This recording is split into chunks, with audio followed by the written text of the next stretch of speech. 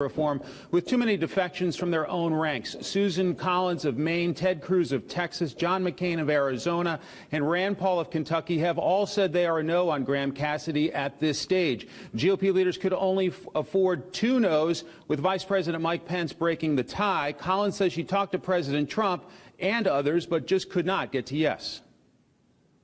It was completely cordial, as was my conversation with Vice President Pence and with Secretary Price and with many other members of the administration. I appreciated their input. It's just at the end, I can't support this bill.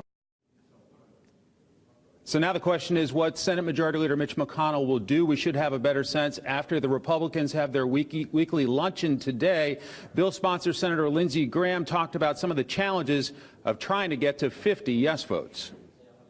I just think Ted Cruz, at the end of the day, wants to repeal and replace Obamacare. This does it. Senator Cruz is a fine man. He's asked us for things, some of which we could do and some of which we can't. Pre-existing illness coverage is required. We're not going to play around with that. We're not going to make any changes to suggest that you don't cover pre-existing illnesses. Capitol Police arrested 181 protesters who turned out for yesterday afternoon's Senate Finance Committee hearing on the Graham Cassidy bill.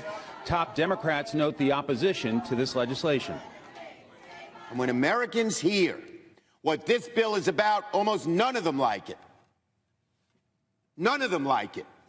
That's why we're hiding this bill.